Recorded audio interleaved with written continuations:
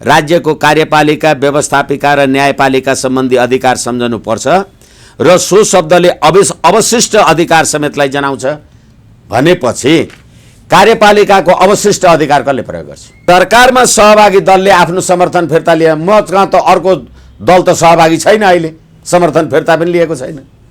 अब म प्रति अविश्वास र विश्वास के अर्थ भयो? नेकपा ब्रेक भयो भने हर्स ट्रेडिङ बढ्ने भयो,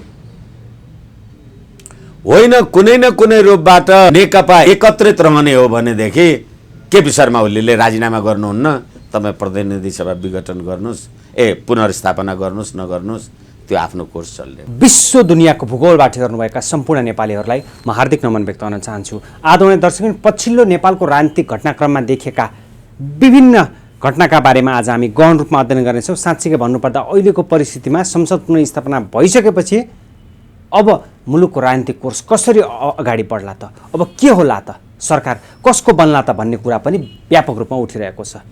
यावत विषयमा केन्द्रित हुनेछौँ। हाम्रो बिचमा वरिष्ठ अधिवक्ता विष्णु भट्टराई हुनुहुन्छ। वरिष्ठ अधिवक्ता विष्णु भट्टराईलाई आजको प्रस्तुतिमा म हार्दिक स्वागत गर्न चाहन्छु। हजुर धन्यवाद, नमस्कार। अब अदालतले संसद पुनर्स्थापना गरेको छ, गरिदियो। साँच्चीकै भन्नुपर्दा यति बेला प्रधानमन्त्री केपी शर्मा ओलीको राजीनामा पनि मागिसकिएको छ। अहिलेको परिस्थितिमा संसद पुनर्स्थापना भएर देशको संविधान, देशको व्यवस्था रक्षा भएकै हो, होइन? त्यही मान्न पर्यो। तपाईँहरूले त हार्नुभयो। यसमा अदालतमा विवाद पर्दाखेरि निश्चित रूपमा दुईटा पक्ष हुन्छन्। दुईटा पक्ष भएपछि दुईटैले जित्ने कुरा त भएन। तर यसलाई मेरो भाषामा भन्दा पनि सङ्घीय लोकतान्त्रिक गणतन्त्रका पक्षधर हौँ भन्ने जे जति राजनीतिक शक्ति र साथीहरू हुनु होला, उहाँहरूले लोकतान्त्रिक गणतन्त्रात्मक संविधानको रक्षा भयो भन्नुभएको छ। त्यसैले केपी ओलीजीले हार्नुभयो भनेर मैले भन्दिनँ। तर पनि संसद विघटनलाई त बदर गरिदियो। संसद विघटनलाई बदर गर्नु, संसद विघटनलाई सदर गर्नु भन्दा पनि यो सङ्घीय लोकतान्त्रिक गणतन्त्रात्मक संविधानको जित हो भन्ने भएपछि त यो सङ्घीय लोकतान्त्रिक गणतन्त्रका पक्षधर सबै मानिसहरूको जित हो। अब जहाँसम्म प्रधानमन्त्रीजीले हार्नुभयो अथवा प्रधानमन्त्रीजीले जित्नुभयो भन्दा अहिले प्रतिनिधि सभा विघटनको कुरालाई सम्मानित सर्वोच्च अदालतले असंवैधानिक त भनेको छ। म कानुन व्यवसायीको हैसियतले सम्मानित सर्वोच्च अदालतको फैसलालाई अनादर गर्ने त होइन, म आदर उच्च सम्मान नै गर्छु। तर के भने यसमा धेरै टीका टिप्पणी र असहमति जनाउने ठाउँहरू पर्याप्त छन्। जस्तो कि संविधानको धारा 76(1) को प्रधानमन्त्री हो भनेर सम्मानित सर्वोच्च अदालतले आफ्नो फैसलामा उल्लेख गरिसकेपछि संविधानको धारा 76(1) भनेको प्रतिनिधि सभामा बहुमत प्राप्त संसदीय दलको नेता प्रधानमन्त्री केपी शर्मा ओलीजी हो भन्ने कुरा निर्विवाद भयो।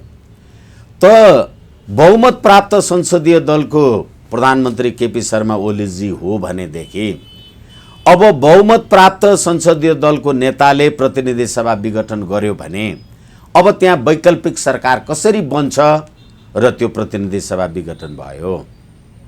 यसै कारणले गर्दाखेरि सम्मानित सर्वोच्च अदालतको फैसलाले संविधानको धारा 2 को बारेमा पनि व्यवस्था गरेको छ।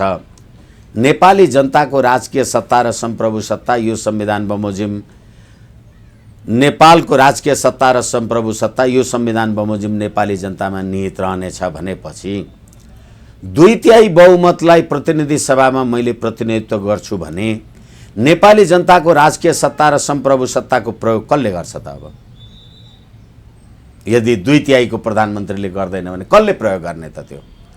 र फेरि अहिले हामी हेर्दैछौँ, अब आम सञ्चारमा हामी हेरिराखेका छौँ, नेकपा 173 174 को 76(1) को राजनीतिक दल विभाजन भएको छैन अनि राजनीतिक दल चाहिँ विभाजन भएको छैन अनि त्यो राजनीतिक दलको नेतृत्वले गरेको विघटन चाहिँ असंवैधानिक भनिएको छ एकातिर, र तपाईले भने जस्तो प्रधानमन्त्रीको राजीनामा त मागियो भन्नुहुन्छ।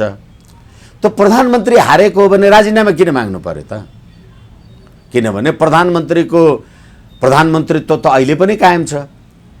सामान्य सर्वोच्च अदालतले संविधानको धारा 100 को बारेमा कुनै कुरै गरेन। अहिले जति मैले हेरेको छु, जति हालाकि यसको पूर्ण पाठ कानुन पत्रिकामा छापिएर आउला, जे होला समय लाग्ला, तर संविधानको धारा 100 को उपधारा 1 ले संसदमा प्रतिनिधि सभामा बहुमत प्राप्त प्रधानमन्त्रीले चाहेमा संसदमा विश्वासको मतको प्रस्ताव राख्न सक्छ। चाहेमा भनेपछि के? प्रधानमन्त्रीलाई तैँले चाहनै पर्छ भन्न पाइयो।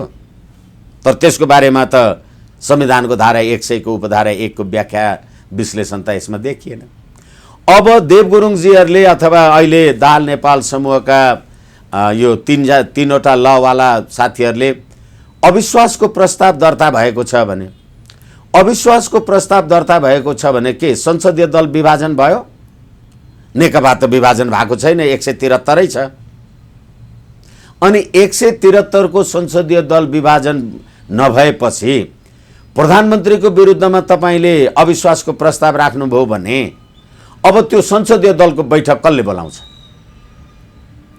संसदीय दलको नेता प्रधानमन्त्री विरुद्धको अविश्वासको प्रस्ताव आएपछि कसले बोलाउनु पर्यो बैठक?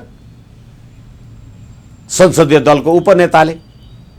संसदीय दलको उपनेताले बैठक बोलाएपछि नेकपाको न बैठक बोलाइन्छ।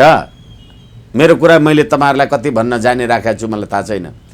अनि नेकपा जब विभाजन नभएपछि तपाईले संसदीय दलले दिएको व्हिप भन्दा बाहिर गएर भोट हाल्नुभयो भने तपाईको संसद सदस्य जाँदैन? संसदीय दलको उपनेताले प्रस्तावको विपक्षमा भोट हाल्नु भन्यो भने अब तपाई कसरी केपी शर्मा ओलीको राजीनामा माग्नुहुन्छ?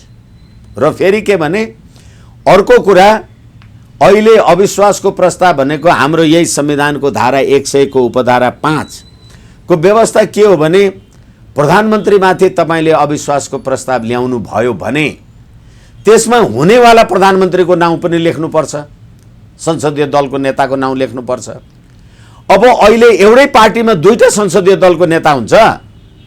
तपाईले त पुष्पकमल दाहालजीको नाउँ लेख्नु भएको छ। केपी शर्मा ओलीजी संसदीय दलको नेताबाट हट्नु भएकै छैन। अब पुष्पकमल दाहालजी संसदीय दलको नेता कसरी हुनुभयो? यो अवस्थामा हिजो जुन प्रकारले नेपाली जनताको राजकीय सत्ता र सम्प्रभु सत्ता भनेर सम्माननीय प्रधानमन्त्रीले निर्वाचनमा जान्छु भनेको थियो, प्रधानमन्त्रीले निर्वाचनमा जान्छु भनेको कुरालाई त यो फैसलाले सम्बोधनै गरेन। एउटा कुरा, प्रधानमन्त्री केपी शर्मा त्यति मात्रै होइन, संविधानको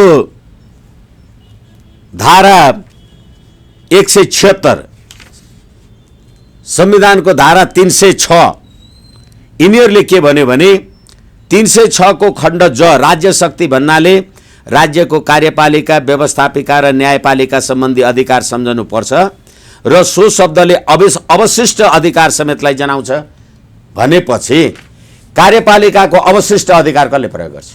खोइ यो फैसलामा लेख्या। यसैले म बार भनिराखेको छु, नेपाली जनताको राजकीय सत्ता र सम्प्रभु सत्ता प्रयोग गरेर म संविधानको संशोधनको लागि 2/3 बहुमतको लागि जान्छु भन्दा सम्मानित सर्वोच्च अदालतले त्यो कुरालाई सम्बोधन गरेन। त्यो फैसलामा खोइ मैले त देखिनँ जे आम सञ्चारमा आइराखेको छ। यसकारणले गर्दाखेरि र अहिले फेरि नेकपाले 173 लाई 174 लाई प्रतिनिधित्व गरेको छ 275 को पार्लियामेन्टमा। तपाईहरु देख्नु भएको होला, दाहाल नेपालजीहरू नेपाली कांग्रेसको अध्यक्षलाई भन्नलाई, भेट्नलाई, आदि इत्यादि गर्नलाई जानुभयो भनेर प्रधानमन्त्रीको अफर पनि गरिसक्नु भयो। कांग्रेस निर्णायक हो नि त अब? होइन मित्र, एकैछिन धैर्यताको लागि क्षमा चाहौँ। नेकपा विभाजनै नभएपछि दाहाल नेपाल जानुस् कि केपी ओलीजी जानुस् कि झलनाथजी जानुस् कि देवगुरुङजी जानुस् कि जोसुकै जानुस्, 173 नेकपासँग छ नि, शेरबहादुर देउवा कसरी प्रधानमन्त्री हुनुहुन्छ?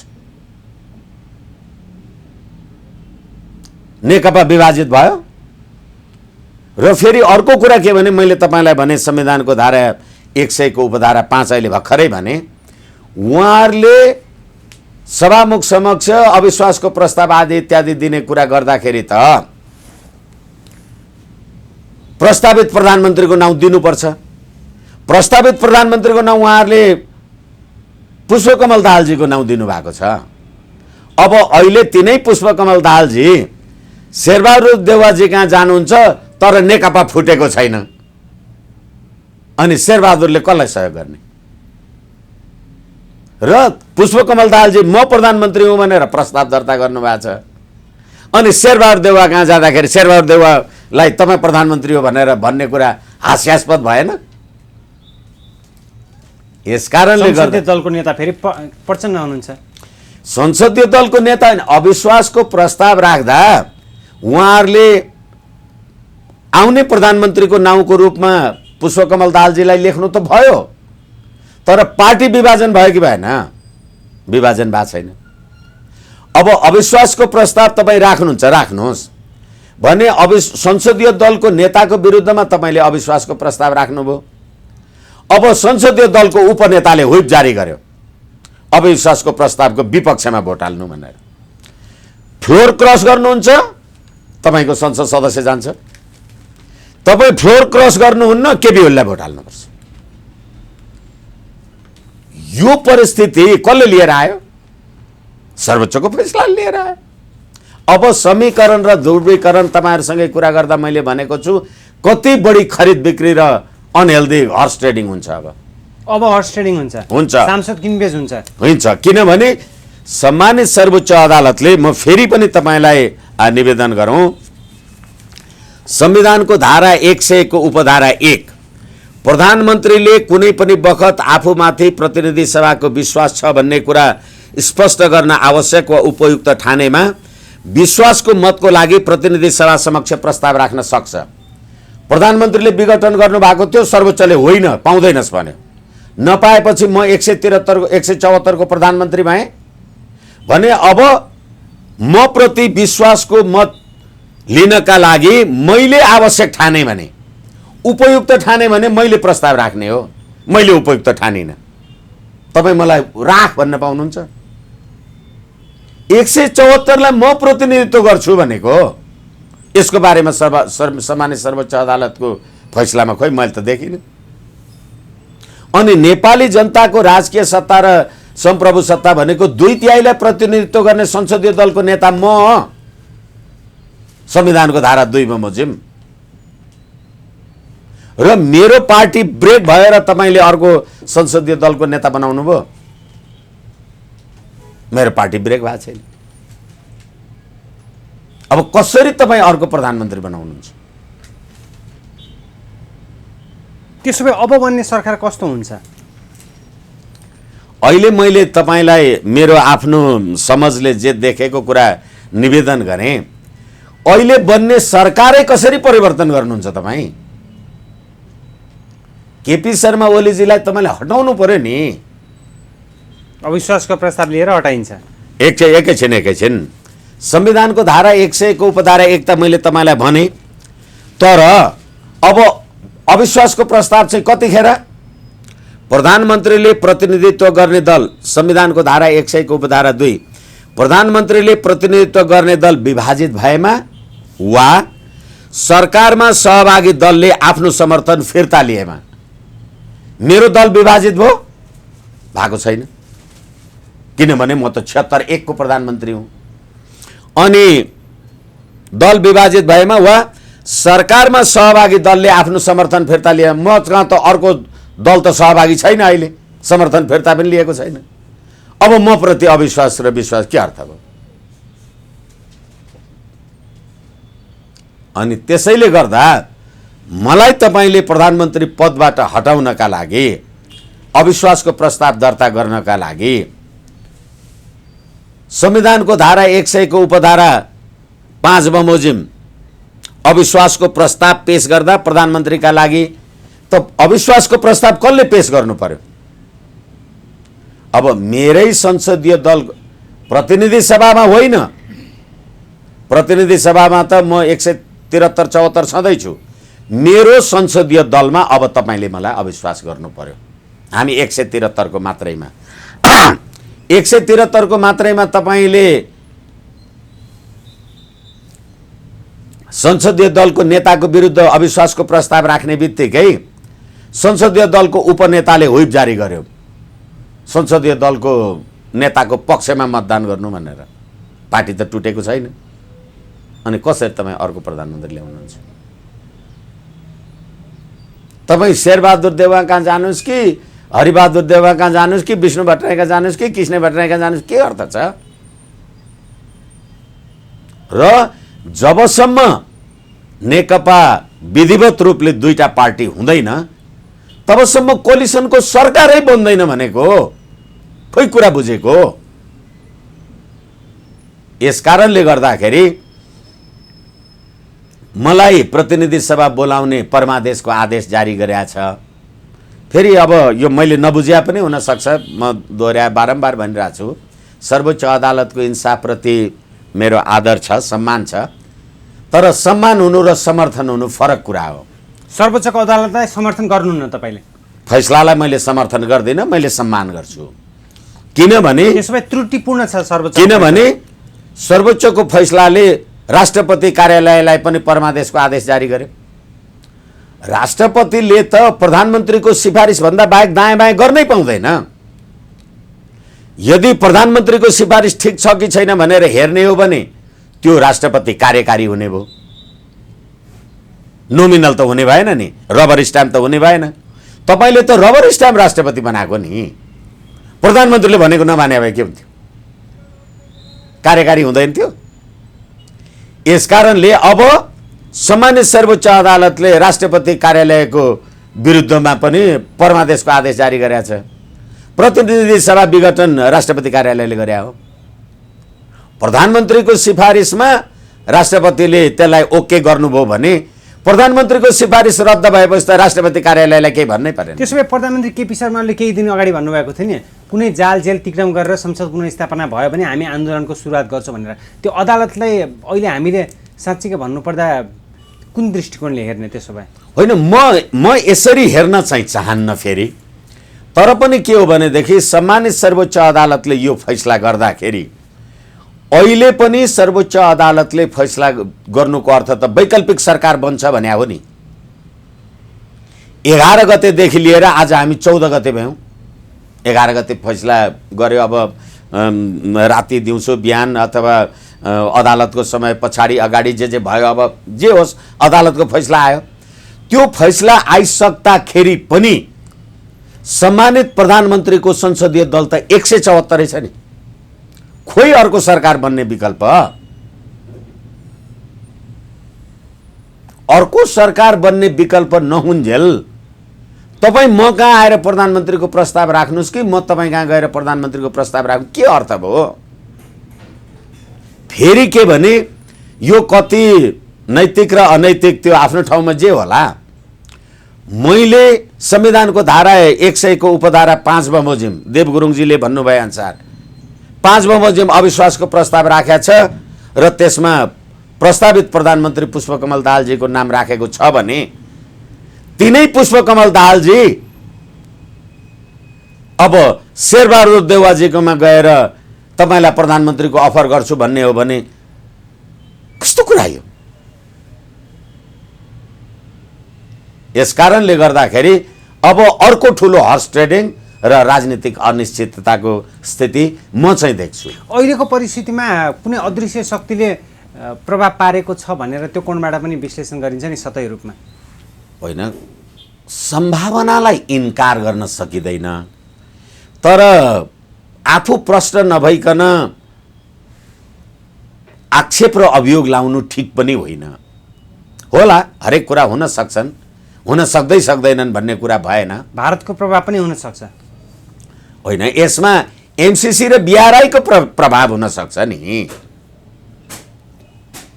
त्यसो भए संसद अब पास हुन्छ। अब सजिलो कुरा हेर्नुहोस्, अब यदि त्यस्तै कुरा गर्ने हो भने त केपी शर्मा ओली त अलरेडी प्रधानमन्त्री हुनुहुन्छ र उहाँले र भोलि नेकपाको दल विभाजनकै अवस्था आयो भने केपी शर्मा ओलीजीले शेरबहादुर देवाललाई तपाईँ प्रधानमन्त्री हो भनेर भन्नुभयो भने अविश्वासको प्रस्तावमा त प्रधानमन्त्री हुनका लागि त शेरबहादुरको प्रचण्डको नाम लेख्या छ नि त।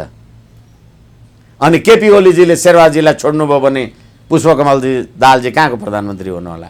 अनि शेरबहादुर देवाजी र केपी ओलीजी हुनुभयो भने त्यो एमसीसी पास हुन्छ कि बिआरआई पास हुन्छ।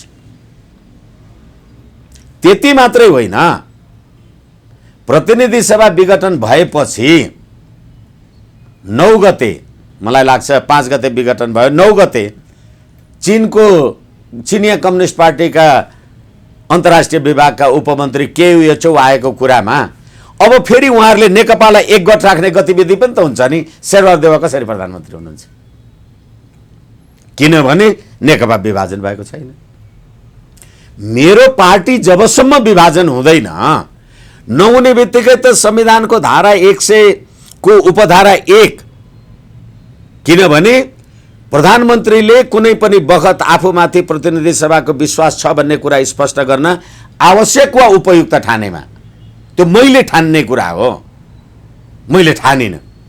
तर अब 2 को तपाईँ कुरा गर्नुहुन्छ भने प्रधानमन्त्रीले प्रतिनिधित्व गर्ने दल विभाजित भएमा वा सरकारमा सहभागी, प्रधानमन्त्रीले प्रतिनिधित्व गर्ने दल विभाजित हुनु पर्यो नि। खोइ विभाजित भएको? जबसम्म विभाजित हुँदैन तबसम्म शेरबहादुरलाई बोलाउनु के अर्थ छ? तर एकता पनि सम्भव छैन भनेर भन्नुभएको छ नि त प्रचण्ड नेपालहरूले। किनभनेदेखि हिजो पनि नेकपा एमाले र नेकपा माओवादी फरक हुँदाखेरि प्रचण्डजीले पब्लिकली भन्नुभएको होइन, यो एमाले भन्ने पार्टी किन चाहियो, नेपाली काङ्ग्रेसमा विलय भए हुन्छ भने होइन। यिनै शेरबहादुर देउवा होइनन् कम्युनिस्टहरूले चुनाव जित्यो भने त रुनको लागि पनि यो पाइँदैन, त्यस्तो निरङ्कुशता हुन्छ भन्दा। अब अहिले यिनै कम्युनिस्टहरू लाइन लागेर शेरबहादुर कहाँ गए भने होइनन् फेरि। अनि फेरि यिनै कम्युनिस्टले प्रस्तावित गरिदिउन् म प्रधानमन्त्री हुँला भनेर फेरि खोज्दै हिँडे पनि होइन भने। यस्ता सबै कुरा गर्नुको के अर्थ छ शेषमनजी? हाम्रो नेपालको राजनीतिक परिदृश्यको यी सबै कुराहरूलाई हेर्नुहोस् त। त्यसैले जबसम्म नेकपा एकगठ रहन्छ तपाईले प्रधानमन्त्रीको विकल्प त्यति सजिलो प्राप्त गर्न सक्ने, हासिल गर्न सक्ने कुरा कमसे कम म चाहिँ देख्दिनँ। अब संसद पुनर्स्थापना सँगसँगै एमसीसीको विषयले पनि यति बेला प्राथमिकता पाउने अवस्था देखिएको हो। किनभनेदेखि अब संसद पुनर्स्थापना हुनका लागि तपाईहरूसँगै कुरा गर्दा यो आन्दोलनको दरमियानमा पुष्पकमल दाहालजीहरूको आन्दोलनमा एमसीसी मुर्दाबाद भन्दा अहिले नभन् भनेर प्रचण्डजी भनेर जुलुसै छोडेर हिँड्नुभयो भन्ने कुरा आम संसारले भनेकै हुन्। अब अहिले प्रतिनिधि सभा पुनर्स्थापना त भयो, संविधानको धारा 100 को उपधारा 1 76(1) बमोजिमको लगभग 2/3 प्राप्त प्रधानमन्त्री संसदीय दलको नेता म, मेरो संसदीय दलको बैठक बोलाएर मलाई हटाउनुस् न। कसरी हटाउनु पर्यो? मेरो दल विभाजित हुनु पर्यो कि मेरो साथीहरूले अथवा मेरो पार्टीबाट मलाई चाहिँ अविश्वासको प्रस्ताव पास हुनु पर्यो। मलाई अविश्वासको प्रस्ताव पास गर्नका लागि अविश्वासको प्रस्ताव राख्ने बित्तिकै व्हिप जारी भयो नि त, प्रधानमन्त्रीको पक्षमा मतदान गर्नु, विपक्षमा मतदान गर्नुहुन्छ, संसद सदस्य जान्छ। कसरी गर्नुहुन्छ? यसैले मैले भनेको अहिले म कुरा नराखिहालौँ, बेला भएको छैन कि भनेको। अब आम सञ्चारको साथीहरूले भन्दा यति कुरा भने हो। त्यसो भए कसरी बढ्छ अब समग्र रूपमा? तपाईँले भने चाहिँ हर्स ट्रेडिङ हुन्छ, साँच्चै भन्नुपर्दा अस्थिरता फेरि उत्पन्न हुने हो। 2 वर्षको अन्तराललाई कसरी हुन्छ? अब नेकपा ब्रेक भयो भने हर्स ट्रेडिङ बढ्ने हो, होइन कुनै न कुनै रूपबाट नेकपा एकत्रित रहने हो भनेदेखि केपी शर्मा ओलीले राजीनामा गर्नुहुन्न, तपाईँ प्रतिनिधि सभा विघटन गर्नुहोस्, पुनर्स्थापना गर्नुहोस् नगर्नुहोस्, त्यो आफ्नो कोर्स चल्ने। 51 साललाई पनि कतिपयले कम्पेरिजन गरिएको छ नि अहिलेको बखतलाई। 51 साललाई भन्नाले त्यतिखेरको अवस्थामा संसद पुनर्स्थापना भइसकेपछिको अवस्था। यसै कारणले गर्दाखेरि जे पनि हुन सक्ला, तर 51 सालको कुरा गर्ने हो भने त फेरि 51 सालको कुरालाई त सर्वोच्चले मानेन नि त। अहिले राजेन्द्र पाण्डे भन्ने दाल नेपाल समूहको एकजना नेताको कुरालाई हेर्दै थिएँ, सुन्दै थिएँ म। बहुदलीय व्यवस्था भनेको त बहुमतीय व्यवस्था पनि हो भन्नुभयो। बहुमतीय व्यवस्था हो भने त म 173 लाई प्रतिनिधित्व गर्छु नि त, म प्रधानमन्त्री कसरी हटाउनुहुन्छ? बहुदलीय व्यवस्था बहुमतीयमा आधारित हुन्छ। म बहुमतीयले विघटन गरेको प्रतिनिधि सभा असंवैधानिक भयो, सम्मानित सर्वोच्च अदालतले भनेको छ। सम्मानित सर्वोच्च अदालतले गरेको यत्रो संवैधानिक र कानुनी प्रश्नको बारेमा बाहिर छलफल टीका टिप्पणी हुने कुरा त हुँदै हो, तर सम्मानित सर्वोच्च अदालतको फैसलालाई त मानियो नि त, मान्न त खोइ त यसको कार्यान्वयन। संसद पुनर्स्थापना पछि प्रधानमन्त्री केपी शर्मा ओलीले सङ्कटकाल लाउनुहुन्छ भन्ने त्यो आकलन गरिएको थियो नि। अहिले प्रधानमन्त्रीसँग सङ्कटकाल केही नभएको हो होइन। सङ्कटकाल लगाउनु होला नलगाउनु होला, प्रधानमन्त्रीले लगाउन पाउँछ, आफ्नो ठाउँमा छ। सङ्कटकाल लगाउनु किन पर्यो भने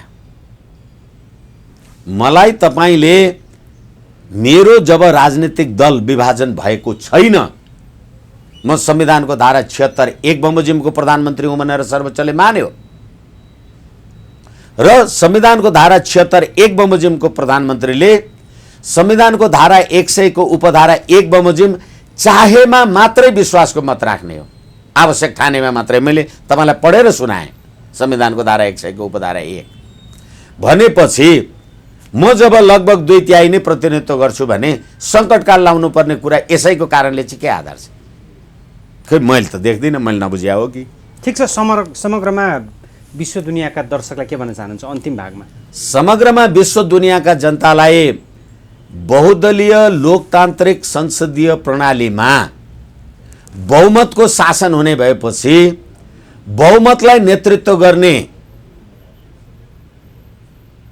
संसदीय दलको नेता अथवा प्रधानमन्त्रीले नेपाली जनताको अभिमत लिन जान्छु, नेपाली जनता राजकीय सत्ता र सम्प्रभु सत्ता सम्पन्न छन् भन्ने मान्यतालाई दृष्टिकोण गर्दै प्रतिनिधि सभा विघटन गरेको र संविधान संशोधनको प्रश्न पनि उठाएको कुरामा सम्मानित सर्वोच्च अदालतले त्यसमा प्रवेश गरेको मैले देखिनँ।